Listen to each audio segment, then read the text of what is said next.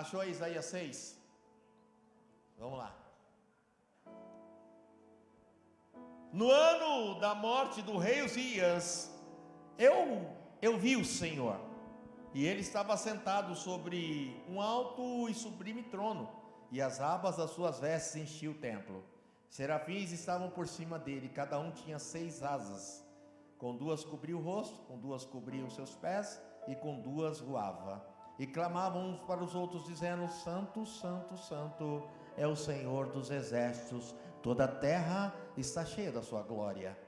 As bases do limiar se moveram, a voz do que clamava, e a casa se encheu de fumaça. Então disse eu: ai de mim, estou perdido, porque sou homem de lábios impuros, e habito no meio de um povo de impuros lábios, e os meus olhos, eles viram o Rei, o Senhor dos exércitos. Então um dos serafins voou para mim, trazendo na mão uma brasa viva, que tirara do altar uma tenaz, e com a brasa tocou a minha boca, e disse: eis que ela tocou os teus lábios, a tua iniquidade foi tirada, e perdoado os teus pecados. Depois disso, ouvi a voz do Senhor que dizia: a quem enviarei, e quem há de ir por nós? Disse eu: eis-me aqui, envia-me a mim. Amém. No ano em que morreu o rei Uzias, eu vi o Senhor. Sabe, há momentos na história da nossa vida em que nós precisamos buscar forças em tempos difíceis. Há momentos na história da nossa vida que nós precisamos sempre se lembrar que Deus está no controle.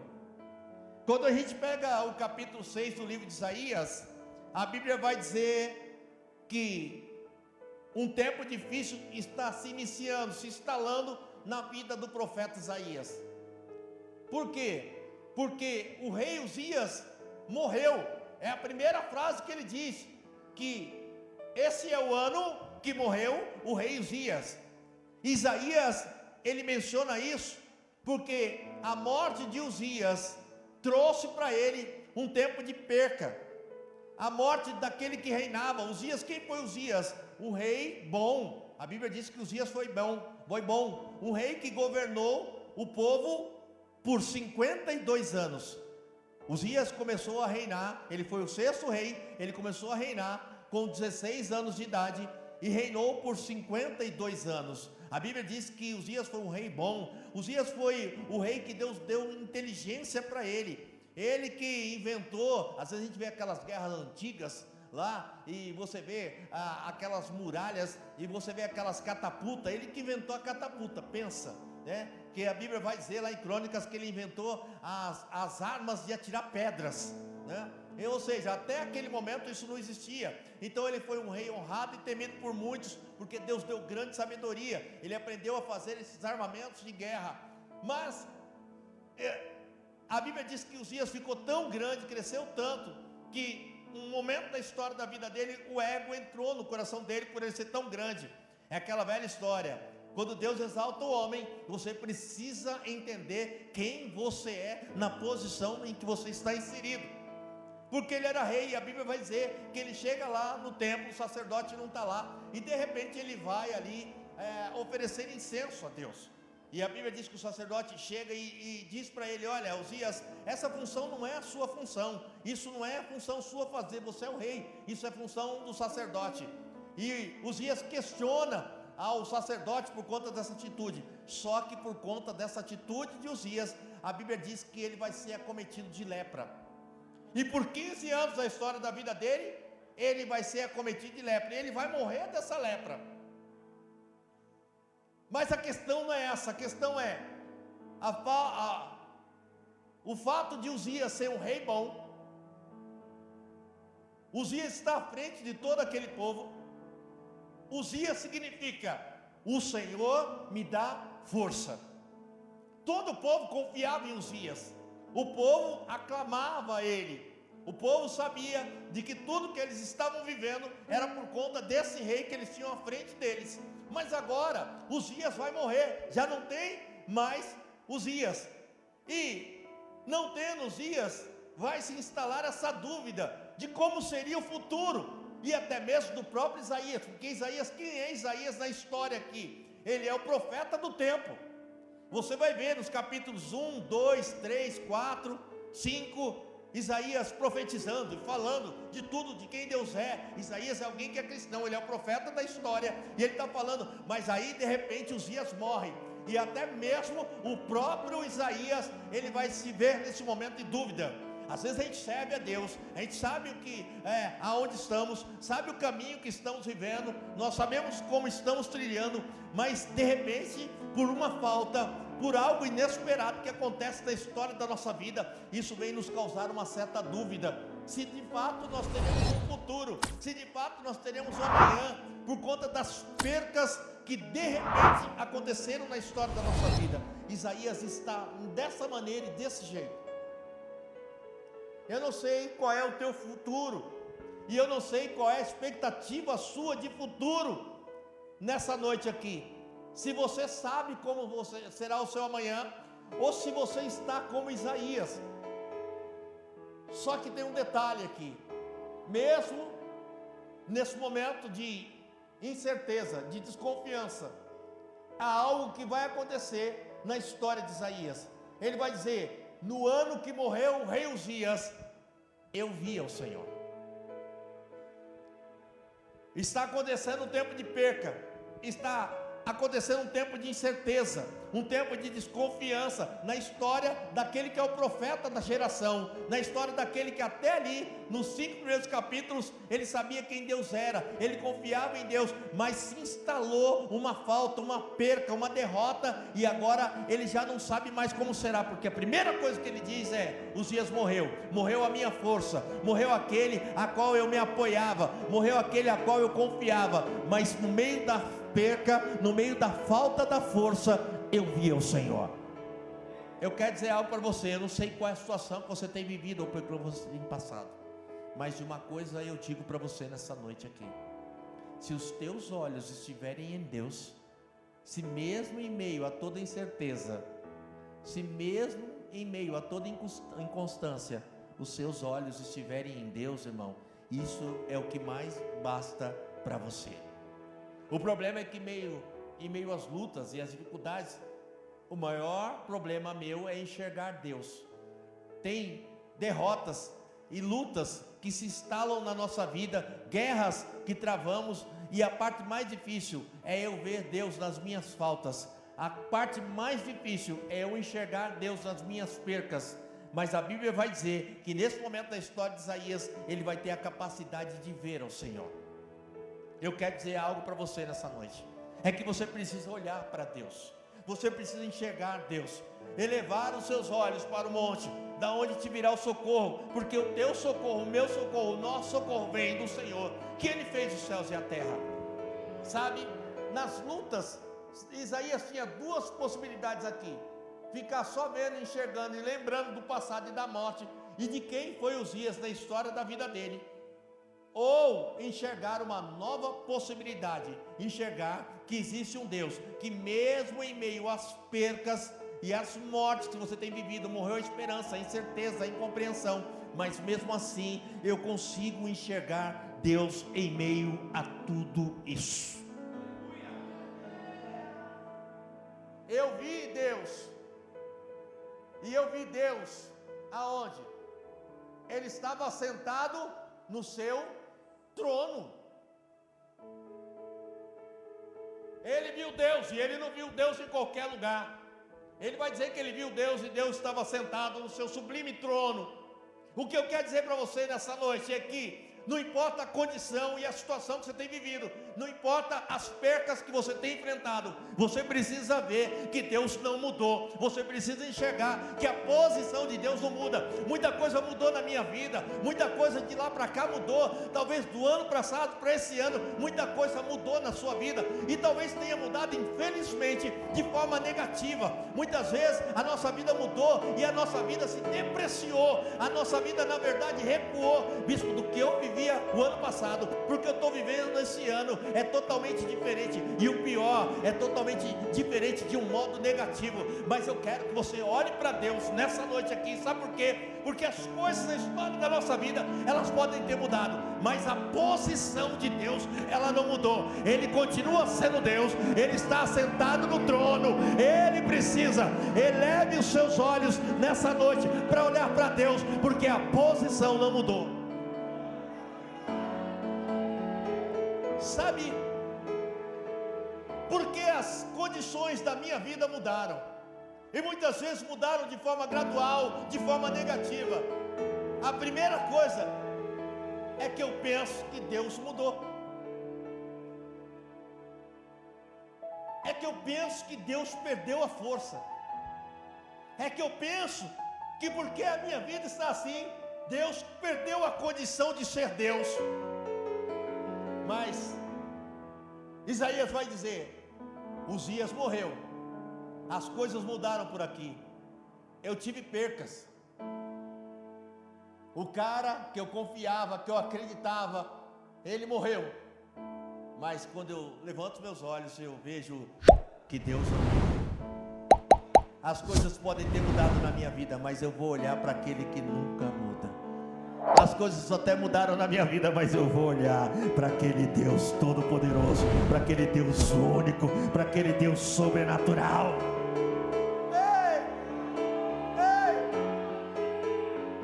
Levante os seus olhos nessa noite.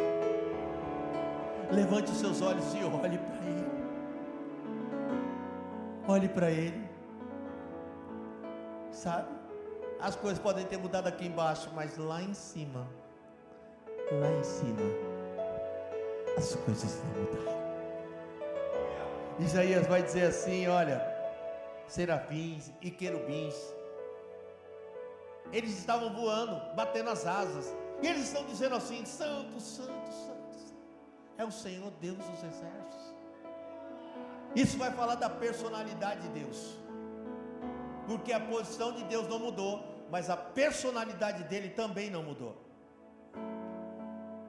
Ele continua sendo santo, Ele continua sendo Deus, o poder dele não mudou. Porque às vezes, bispo, será que Deus perdeu a força? Será que Deus não pode fazer nada nessa condição que eu estou vivendo, nesse momento que eu estou passando?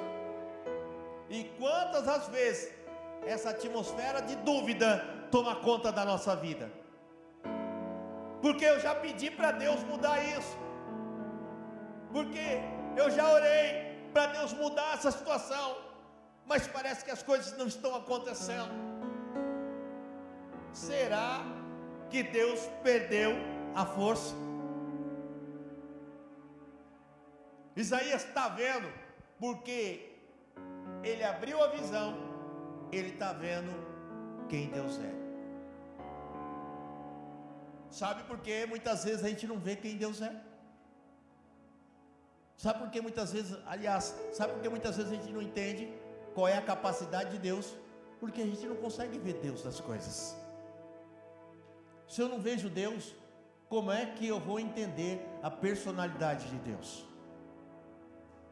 Olhe para o irmão que está do teu lado, diga para ele: você precisa começar a enxergar Deus. Você precisa.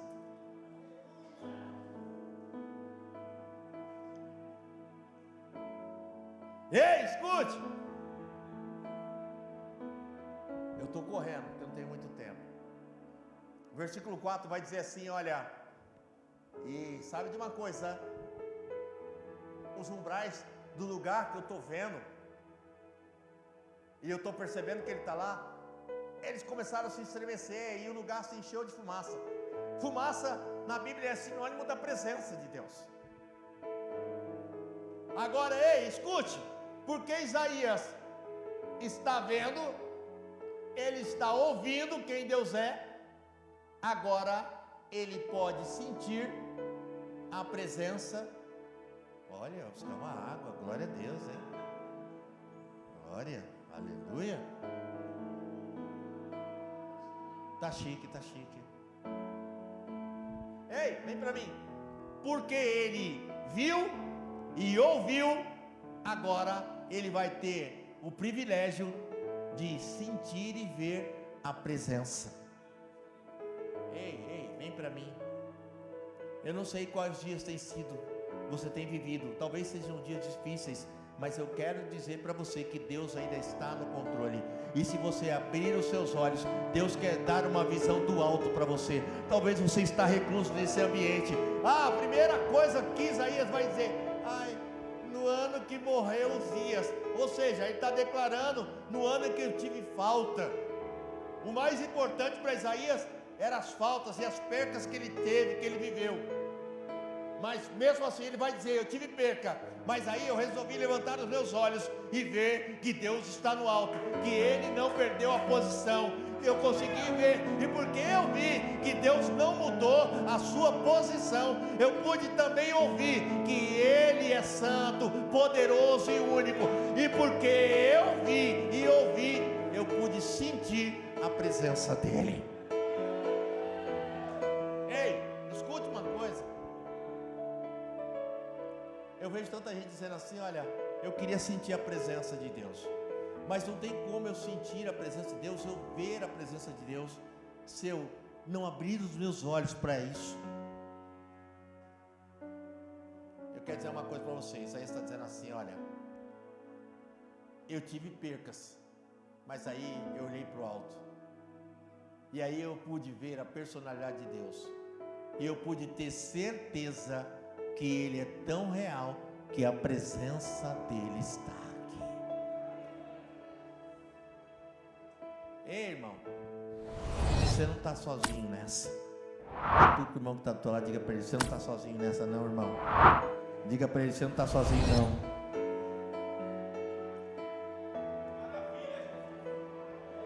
Ei, pode estar tendo sinais de perca na sua vida, mas a presença de Deus ainda é verdadeira. Lembra de Jó? Jó perdeu tudo, sim ou não? Perdeu. Mas ele sabia que Deus era com ele. Não importa o que você tem passado, o que importa é se você sabe que Deus é na tua vida. O que importa é se você está vendo que Deus é na tua vida. Lembra de Daniel? Na cova dos leões, ele sabia que Deus estava ali com ele. Lembra de Sadraque, Mesaque e Abednego? Eles estão na fornalha, mas eles sabiam que a presença de Deus estava ali.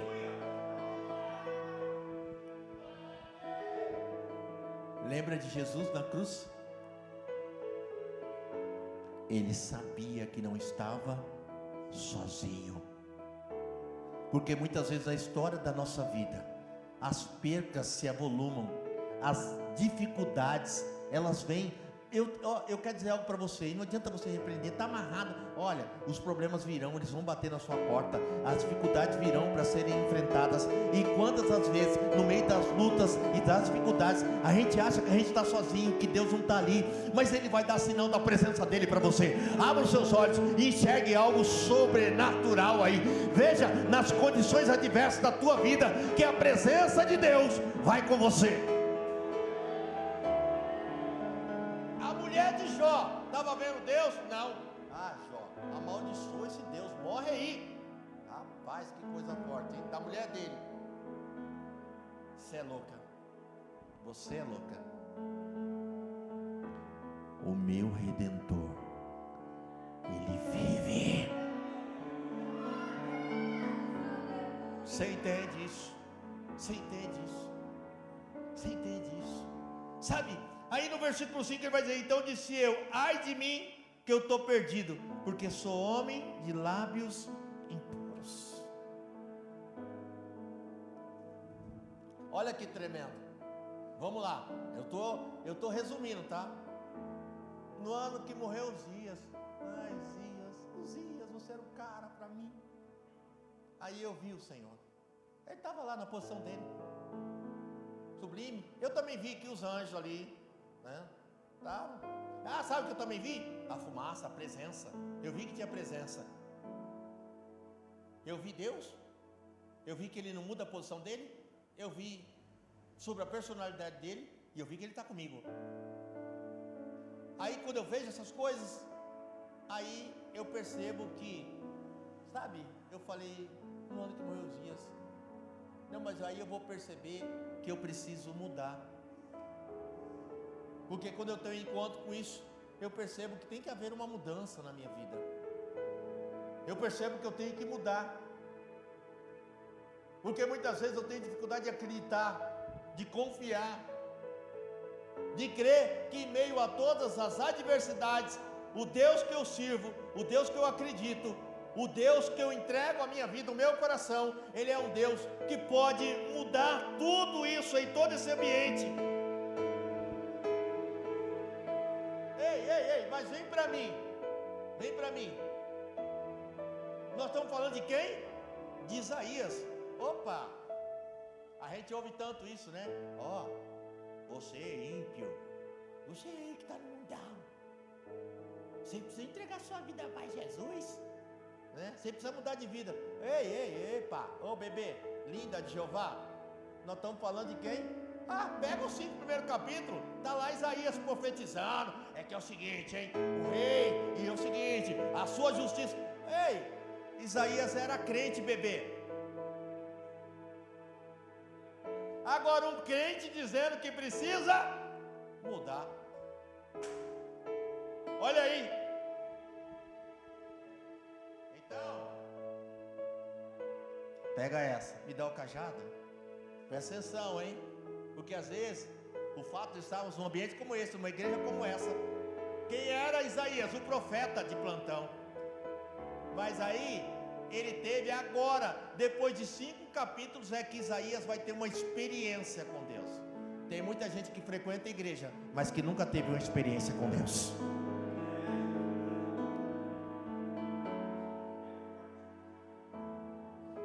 Eu estou numa igreja aí, então, né? Agora eu sou crente, olha a minha carteirinha. Então, crente até o diabo está na Bíblia. E ele crê mais que muito crente, né? Porque ele sabe que isso daí é verdade. E muito crente não crê no que está aí. Então agora que Isaías vai se converter agora. Ele profetizou 5 capítulos para se converter agora. Então tem muita gente que está dentro de uma igreja que não está convertido, irmão. Está convertido à igreja, a uma denominação, menos a Deus, porque aqui Isaías vai se converter a Deus.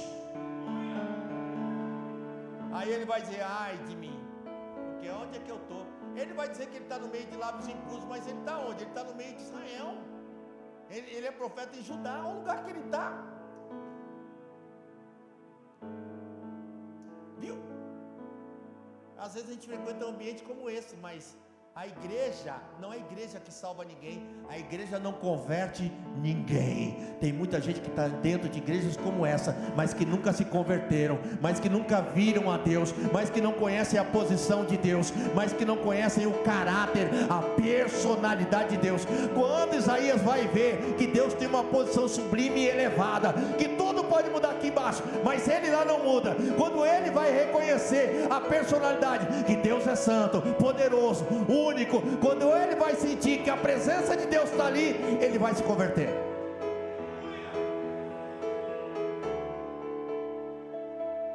É isso que muda a vida de alguém, é ver que Deus é elevado, é saber qual é a personalidade dele e sentir a presença dele, saber que ele está perto. É isso que muda. Aí versículo 8, dá para pôr aí o versículo 8? Não dá não? Como é que é? Não, eu curti. Eu só sabia, deixa quieto. Leia o versículo 8, pastor Vandré. Não, vem aqui, pastor, vem cá. Olha o versículo 8, não, vem cá. Não teve mais teatro por quê? Não estou entendendo, vem cá, leia o versículo 8. Sem teatro não dá, pastor. Você pode aplaudir o Senhor pela vida do pastor Vandré?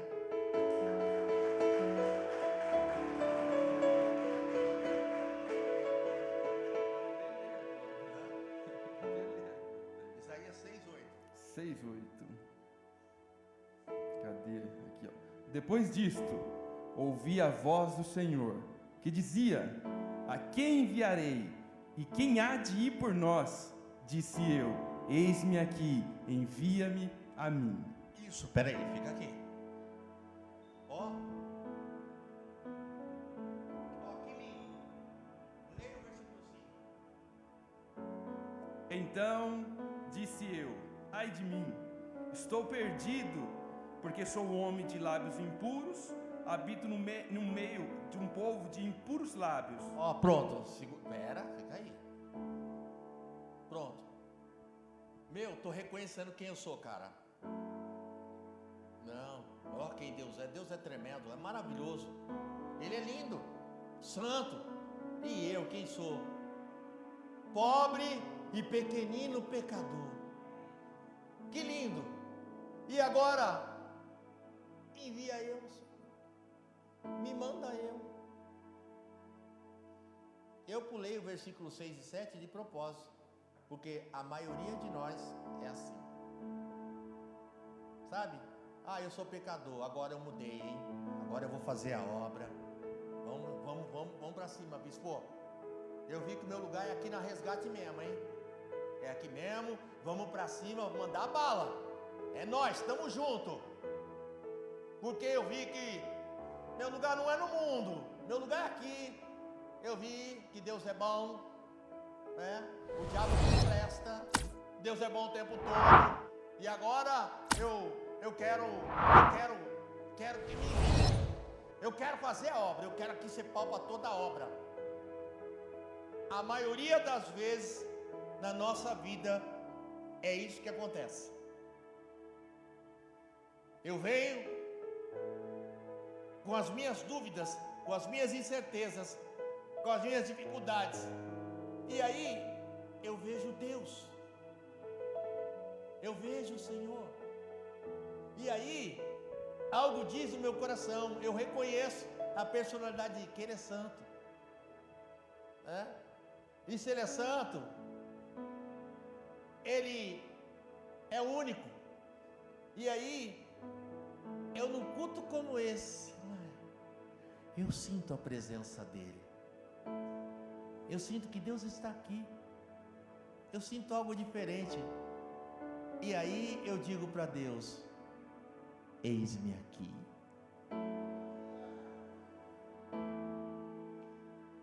Olhe para o irmão que está do teu lado, diga para ele: não vai dar certo.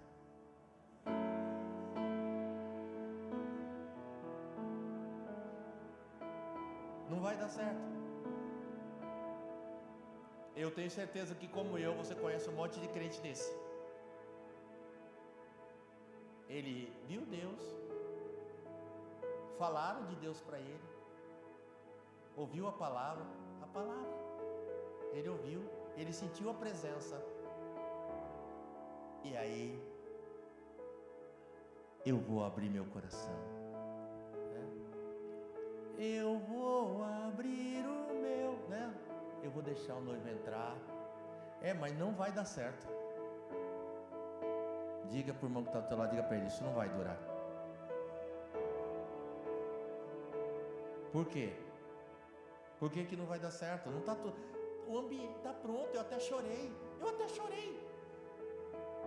no culto, a lágrima rolou, eu senti a presença, arrepiou, senti a presença, é mesmo, e aí eu me entreguei para ele.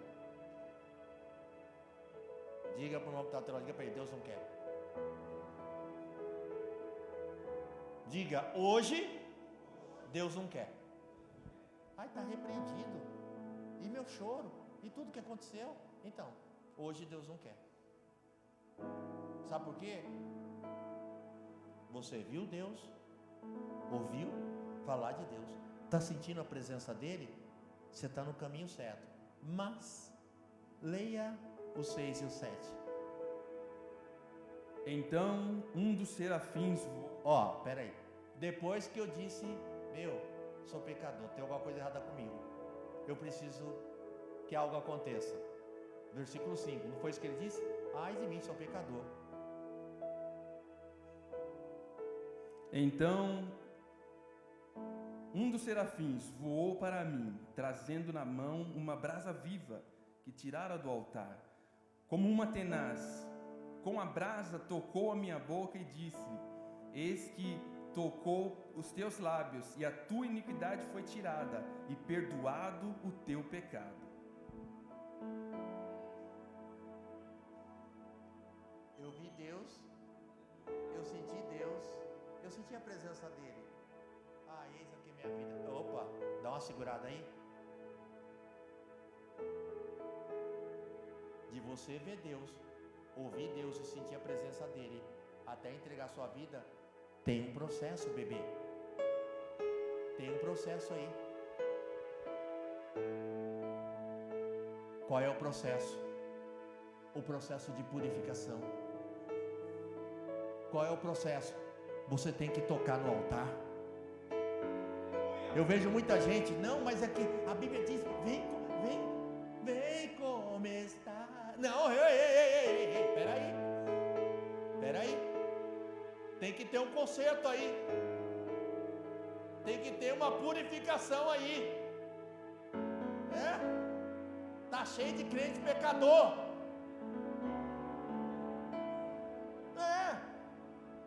E quem perdoa os pecados não é você mesmo, não. Você tem que tocar no altar para ser purificado. Você tem que alcançar. Então vou tocar. Não é nesse aqui não.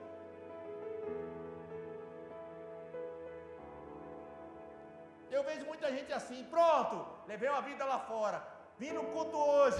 Nossa, chorei. Entreguei minha vida. Pode me mandar uma obra. Ei. Não. Relaxa, fica aí. Tem um processo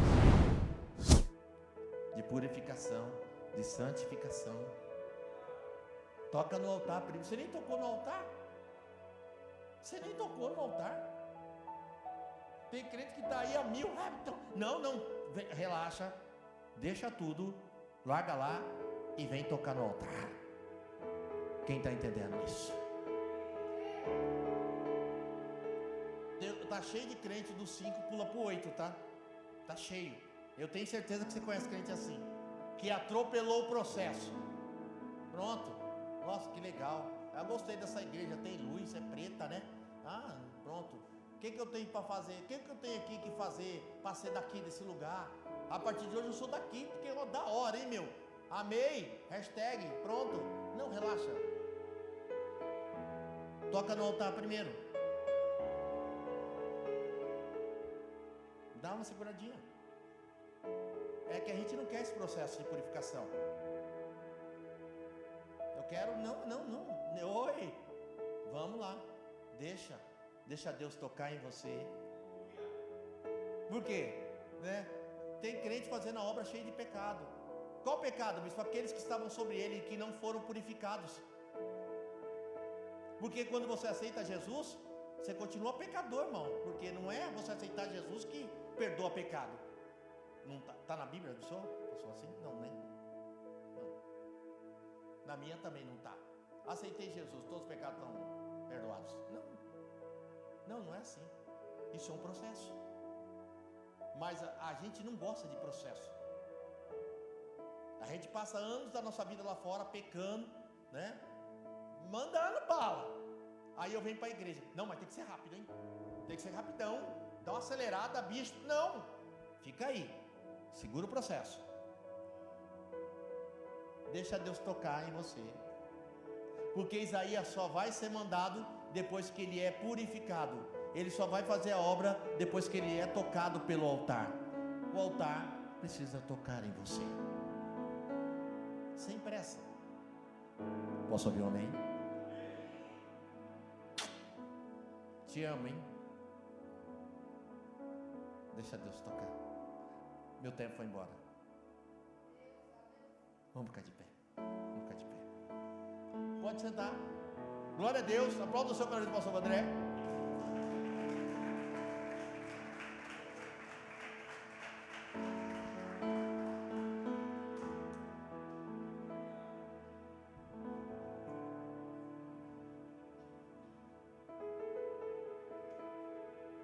Ei, do ai até o envia-me a mim, tem um processo aí. Porque a gente lê a Bíblia, a gente acha que foi assim, então, bicho, deve ter durado 2 minutos, sei lá, não está escrito ali. A gente quer meio fast food, né? Faça seu pedido, então, eu queria 2 bênçãos, 1 milagre e 3 vitórias. Pode passar no próximo? Não, relaxa, não. Você precisa passar no processo. Eu vi Deus, eu entendi a personalidade de quem Ele é, eu senti a presença dEle, eu reconheci quem eu sou nesse quadro, e aí depois disso, eu entrei num processo, para depois Deus me enviar, para depois Deus falar para mim, você está pronto? Estou pronto, Deus. Oi? É assim ou não?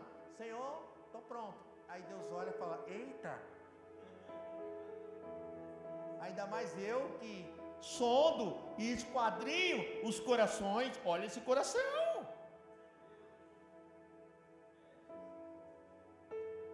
Eu falo que eu estou pronto, mas os meus olhos me escandalizam. Eu falo que eu estou pronto, mas as minhas atitudes lá fora me entregam. Eu falo que eu estou pronto, mas a Bíblia diz que a gente peca até por pensamento, né? Mas ninguém está sabendo o que eu estou pensando. Ó. E como é que eu estou pronto? Será que nós estamos prontos? Essa é a pergunta nessa noite. Começou bem, tinha uns glória aqui. Então, né? Deus está no controle. Buscar força em tempos difíceis, mas aí acaba assim, está repreendido, não está amarrado não, é para você e para mim. Te amo, hein? Te amo, hein? Não fica bravo comigo não.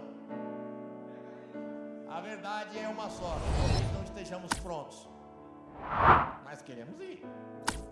Queremos ir. Eu vou fazer. Conta comigo, Deus. Deus olha, até que eu queria contar com você. Por que a gente não vence os tempos difíceis? Por causa de tudo isso, nós não estamos prontos. A verdade é uma só, não estamos prontos. Processo. Coloque a mão no teu coração. Feche seus olhos aí no teu lugar. Hoje Deus quer dizer, filho, eu quero que você esteja pronto. Sabe? A gente acabou de viver esse tempo aí. Quem é que estava pronto para viver aquela pandemia? Quem? Ninguém. Eu também estava cheio de projetos, cheio de ideia. Mas aí de repente, nossa, fechou tudo. Quando fechou a primeira vez, eu falei, 1 semana só, daqui a pouco já volto. Foi isso? Não. Você estava pronto para aquilo? Não, a gente nunca está pronto. A gente nunca está pronto para esse tipo de tempo, para esses momentos na história da nossa vida. Mas por que a gente nunca está pronto? Porque a gente não está pronto para Deus. Porque se eu estiver pronto para Deus, eu vou entender. Eu vou entender que no meio dos tempos difíceis eu olho para cima e vejo que Ele não perdeu a força, que Ele continua sendo Deus. E aí eu entendo que Ele fala comigo e diz assim, a minha personalidade é a mesma, a minha força é a mesma, a minha capacidade é a mesma. Eu não mudei, eu estou com a mesma força. E sabe de uma coisa, eu não mudei, estou com a mesma força. E tem mais, eu estou nesse negócio com você. Você vai ver a minha presença. Aí sim. Aí eu entendo que se eu vivo isso é porque eu estou pronto.